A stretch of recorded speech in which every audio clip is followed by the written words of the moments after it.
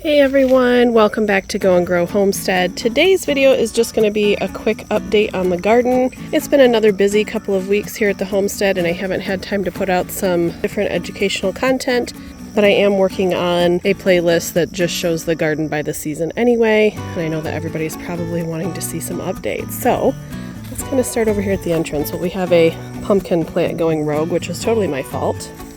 You can see how big that's gotten, and I haven't been able to do the cattle panels or something to keep all those pumpkin plants separated. So, but look, here's the morning glory plant, and look what we have. We finally have our first morning glory flower showing itself. That's so exciting. Moving on to the decorative pumpkin plants. I'll show you just a couple of those that we have growing. There's another one, and those are tiny, you know, fit in the palm of your hand kind of thing. This one, a little bigger. And then these are actually the round zucchini, so they're technically edible. I thought they tasted terrible last year, but I also just don't like zucchini. But you can eat these, but they actually end up looking like and turn out more like a really pretty decorative pumpkin. So they're doing really well. The parsnips are hanging in there. The bell peppers are hanging in there, not doing much. Rhubarb is coming back again. I'll just keep harvesting, I guess.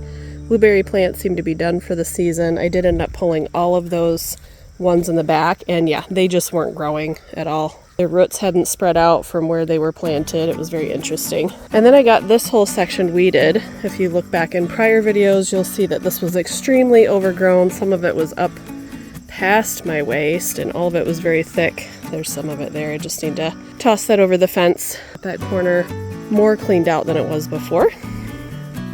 But I started to put down the new cloth that I bought, and that took longer than expected over here. And I ran into a bit of a snag. So here's my nice new roll. Get that out of the way. But the snag that I realized and ran into was I was gonna try to put the cloth over all of this and then kind of figure out where the holes should be and put holes in it and put the tops of the strawberry plants through the holes. But I quickly realized that was going to be extremely difficult. Try to do that for every plant and with all of these big full grown ones. So I just went with this kind of modified thing. I could also kind of crisscross it and do between the rows, do some slats going this way as well, just to help keep weeds down. But for now, that's what I did with that. I think it will be easier to do over here, even though you've got a similar situation with the rhubarb plants. When I harvest those down, again, they'll be much smaller, so I can harvest them again before I put it on. And then I'll cut bigger holes out around the blueberry bushes anyway, so that won't be such a big deal. Second tomato plant I planted is doing okay.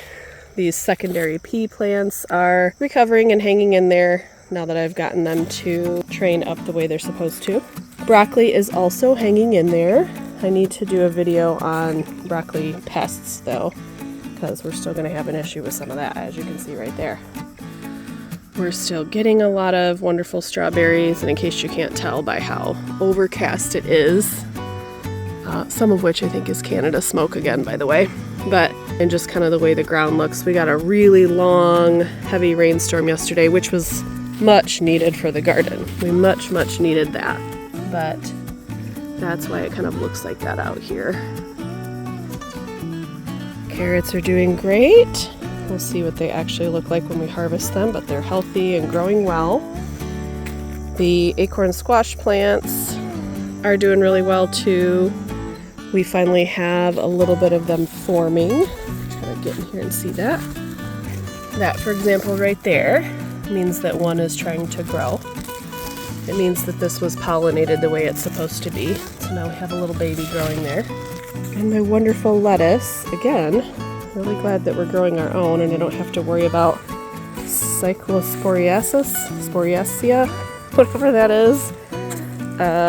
We're just fine with the produce. And the peas are doing great. I planted 2 varieties of peas. I think this one is called a Wando pea, W-A-N-D-O. I'll put it on the screen after I verify that. But I did that and a Lincoln pea. But they're all doing really good. Potato plants still appear to be thriving even though they're covered in weeds.